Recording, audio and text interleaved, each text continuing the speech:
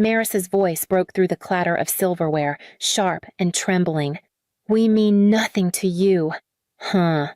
Her eyes welled with tears, her hand clutching the edge of the table as if grief alone would keep her upright. Ophelia leaned forward, chin tight, lips pursed in judgment. "God, Seraphina, you're cold. A daughter doesn't treat her family this way." Dorian didn't raise his voice. He never did. Instead, he gave that slow, deliberate shake of his head, the kind that always carried more weight than words. The disappointment in his eyes felt heavier than the sigh that followed. I sat back in my chair, steadying my breath. For years, I had swallowed moments like this, pretending silence was peace. But tonight, their script unraveled. My hand slid into my bag, fingers closing around the phone I had tucked there hours earlier. I drew it out and placed it on the table with deliberate care. Maris sniffled, confusion flashing in her eyes. Ophelia's brows drew together in a tight knot. "Trust me," I said softly. "I care." I pressed play. The room shifted. Familiar voices echoed back Ophelia's sharp critiques about my food. Maris's sighs dripping with disdain. Dorian's casual mutters that I should just let it go. The recording filled every corner, a mirror they couldn't escape. Maris's tears vanished as quickly as they had come. Ophelia's mouth pressed into a thin, brittle line. Dorian's gaze broke, drifting to the floor. I let the silence stretch, then slipped the phone back into my bag. My pulse slowed. Steady now. This wasn't sudden. This had been building for years, and if they wanted to know how I got here, they needed to start where it all began. That memory came rushing back. It started innocently enough. 10 years ago, I offered to host Thanksgiving in my little Asheville home.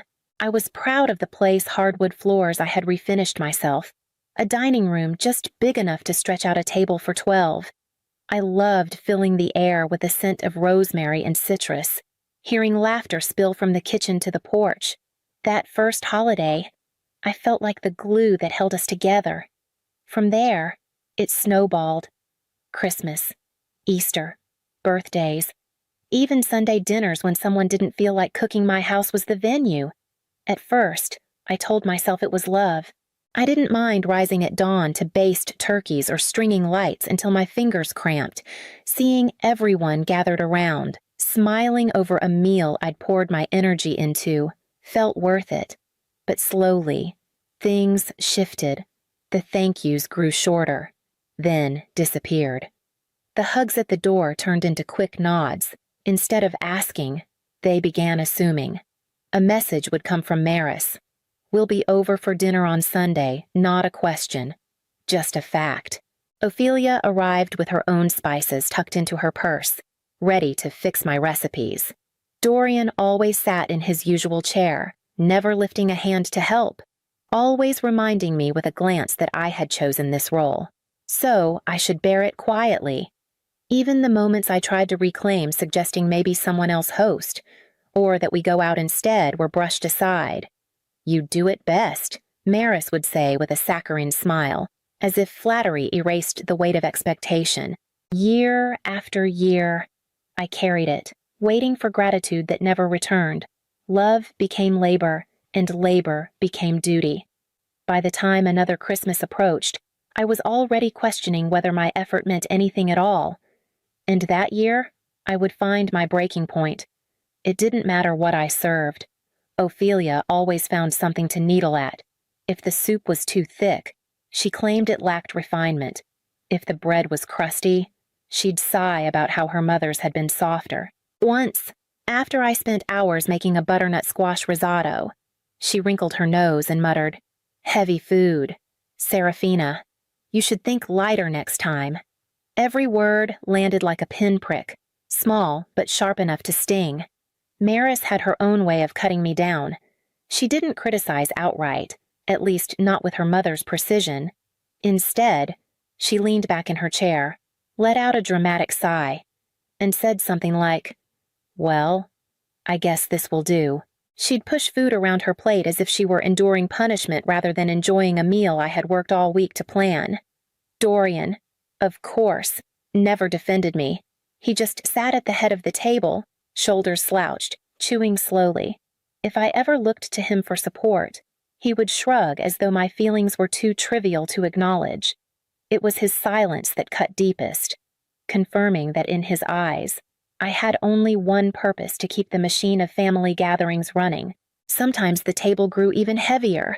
Adam, a distant cousin, brought friends without warning faces I didn't know taking seats at my table, helping themselves to food I hadn't prepared with them in mind. The uninvited never apologized. They were simply folded into the evening as if my labor stretched endlessly. Cassian Holt, my neighbor, noticed the rhythm one Sunday when I invited him over for leftovers. "You're too generous." "Serafina," he said, watching me pack food into containers for people who hadn't even thanked me. I laughed it off, insisting it was just family. But his words lingered long after he left, echoing louder with each gathering. The truth was already gnawing at me, even before the Christmas that finally broke me. That December, I tried harder than ever. I told myself that if I could make the evening flawless, maybe it would finally shift something. I spent days planning the menu, choosing each dish with care: a perfectly roasted turkey, citrus-glazed carrots, homemade bread warm from the oven, pies rolled and crimped by hand. I polished the silverware, pressed the linens, and decorated the tree until it looked like something out of a magazine. Every corner of the house sparkled with effort. When the family arrived, they didn't even glance at the work I had poured myself into. "No, thank you. No, wow. This looks beautiful." Just coats tossed over chairs and complaints about the cold. Ophelia's first words were to wrinkle her nose at the mashed potatoes. "You didn't use heavy cream?" she asked, tone sharp as ever. Maris sighed dramatically and slid into her seat. "Guess we'll just have to pretend to like it." "Huh." She glanced at Dorian, who gave one of his usual non-committal shrugs, the silent approval she always sought. Then, as if the moment needed a final blow, Maris strolled into the kitchen, opened my refrigerator, and pulled out a store-bought pumpkin pie I had picked up as a backup. She held it high like a prize and laughed. "Well, at least this will taste good." Ophelia chuckled. Dorian's mouth curved into the faintest grin. Even that tiny betrayal felt like a blade. Something inside me cracked. My heart pounded, my hands trembled, but my voice stayed steady. Without a word, I turned off the oven, unfastened my apron, and walked into the living room. I bent down, unplugged the glowing Christmas tree, and watched the lights die in an instant. The room went still. Forks paused in midair. Maris blinked, startled, her smugness faltering. "What are you doing?" she whispered. I looked at her, then at all of them. "I'm done," I said. "I'm not hosting anymore. Ever."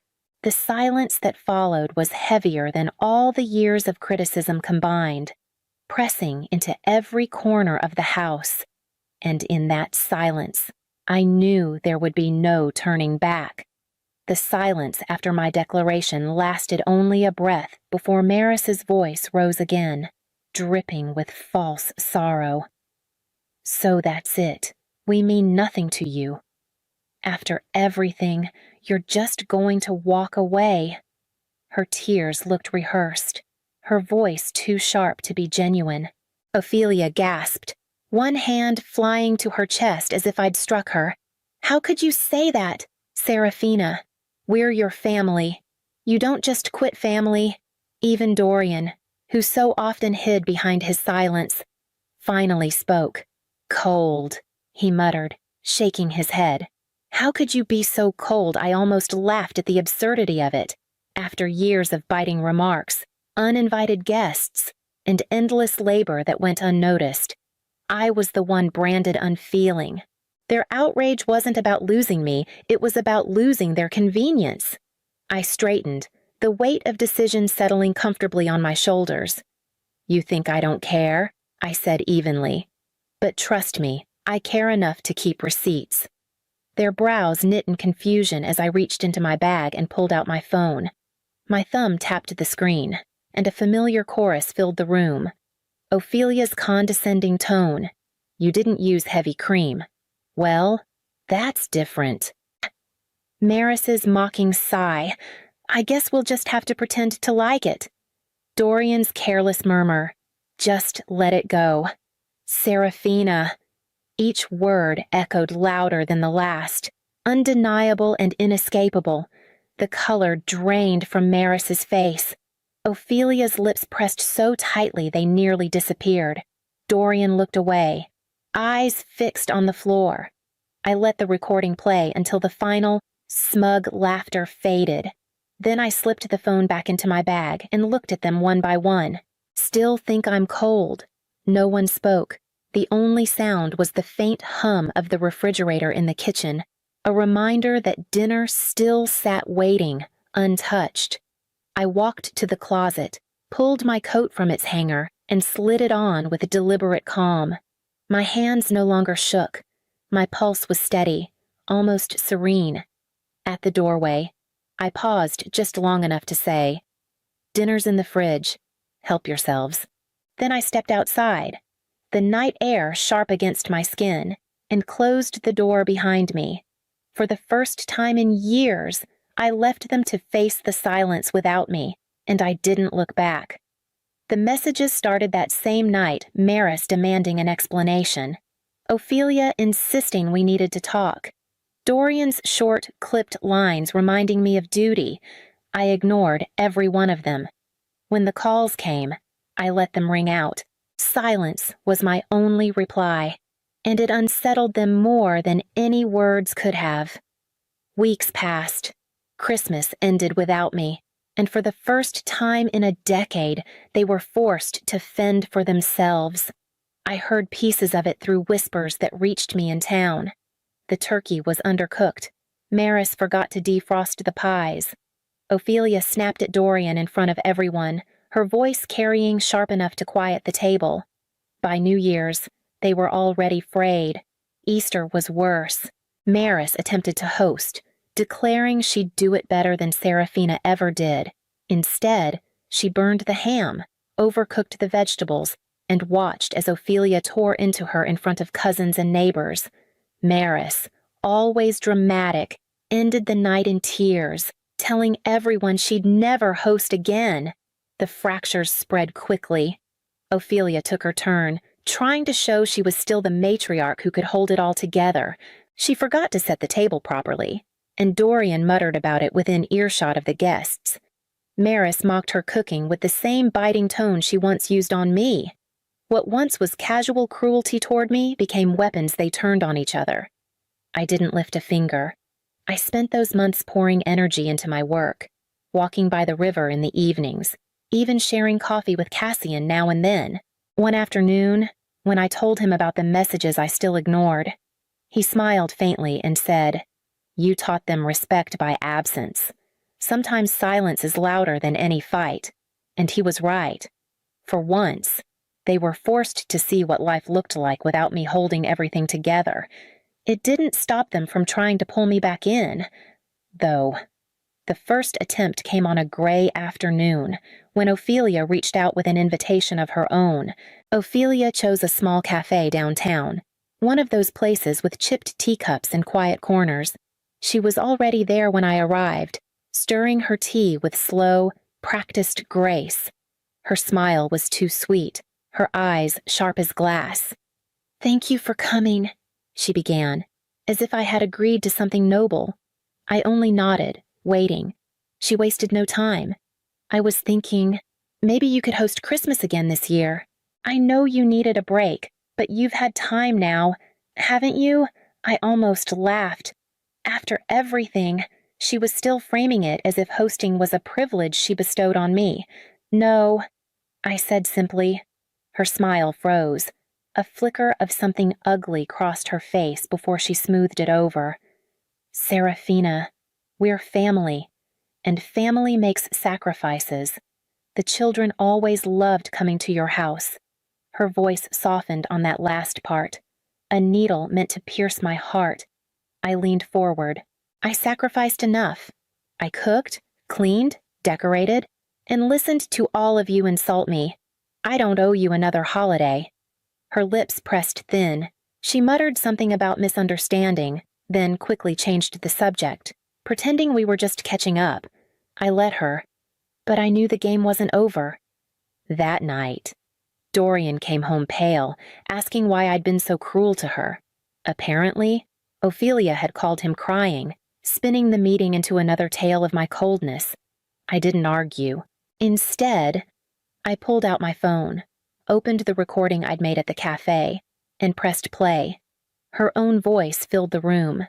Family means sacrifice. The children loved your house. Every manipulative note rang clear. Dorian sank into his chair, silent. Ophelia's mask had cracked again, and yet, even stripped bare, she wasn't finished. I knew something was wrong the moment I pulled into the driveway.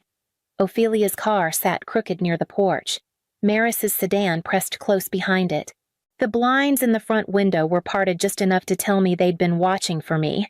When I opened the door, the three of them were already seated in my living room as if they owned it. Maris perched on the edge of the couch, eyes red but defiant. Ophelia sat with her legs crossed, hands folded in her lap like a queen on her throne. Dorian lingered in the armchair, his shoulders heavy, his face unreadable. "We can't keep doing this," Maris started, her voice wavering. "You're punishing us. Punishing you." I set my bag down, my voice flat. "For what? For having to host your own dinners." Ophelia leaned forward, her eyes sharp. "You're tearing this family apart. All because you don't want to do your part anymore." I laughed once, cold and short. My part. For a decade I carried every holiday, every meal, every insult you threw my way. And now you call it punishment when I stop. Dorian shifted uneasily. "Serafina, please. Can't we just move on from this?" I stood straighter, looking at each of them in turn. "No, I will never host again, ever." The words landed like stones, heavy and final. Maris's mouth fell open, a small gasp escaping. Ophelia's composure cracked, her jaw tightening, her fingers gripping her knee. Even Dorian lowered his gaze, the weight of inevitability sinking in. For the first time in years, I felt the balance tip away from their control, and as I looked around my own living room, I realized it was time to reclaim it for good.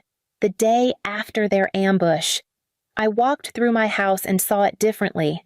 The oversized dining table, once stretched to fit every demand, suddenly looked more like a monument to years of exhaustion than a piece of furniture. The cabinets lined with serving platters and dishes felt less like tools of hospitality and more like chains that had bound me to a role I no longer wanted. So I began to let go. I called the local donation center and arranged for the platters and extra sets of china to be picked up. When the men carried them out, I felt lighter, as though each piece they removed took a bit of weight off my chest. Then I listed the dining table for sale. A young couple came to see it, their eyes bright at the thought of hosting their first Thanksgiving. I handed it over without a second thought, happy to see it belonged to someone who still carried hope instead of obligation. In its place, I bought a small round table just enough for 4. On its first night, I invited Cassian and 2 close friends from work. We shared simple food, laughed easily, and lingered long after the plates were cleared. No criticism, no guilt, no unspoken debts. For the first time, joy sat at my table instead of duty. As the night wound down, I realized my home finally reflected me, not the version my family demanded. And in that quiet freedom, I began to see the outline of who I was becoming. But peace, once found, doesn't mean others stop trying to steal it. Months passed, and the rhythm of life shifted. The veils stopped calling as often, though their silence carried a bitterness I could almost taste. From neighbors and mutual acquaintances, I heard small pieces of their unraveling, Ophelia sulked through gatherings she attempted to host, her perfectionism met with indifference. Maris complained loudly to anyone who would listen about the burden of responsibility she claimed I had abandoned. Dorian retreated into quiet resignation, fading into the background the same way he always had. Meanwhile, I thrived. My home, stripped of its old demands, became a place of peace. I filled weekends with dinners among friends, evenings walking along the French Broad River, mornings spent in quiet reflection with a book and coffee. The air felt lighter without the constant weight of expectation pressing down on me. Sometimes I thought of the old days, of the decade I had given away to keep their world running smoothly. The laughter I chased, the gratitude I hoped for, the validation that never came. I realized how much of myself I had set on fire just to keep them warm. One evening, as the sun dipped low and painted the river in shades of gold, I stopped at the overlook and let the breeze move through me. My life was no longer defined by their demands, their criticisms, or their entitlement. I was free, finally. Irrevocably free. I spent years burning to keep them warm. I whispered to the water, steady and certain, never again. In the end, is family defined by those who share your name or those who honor your worth?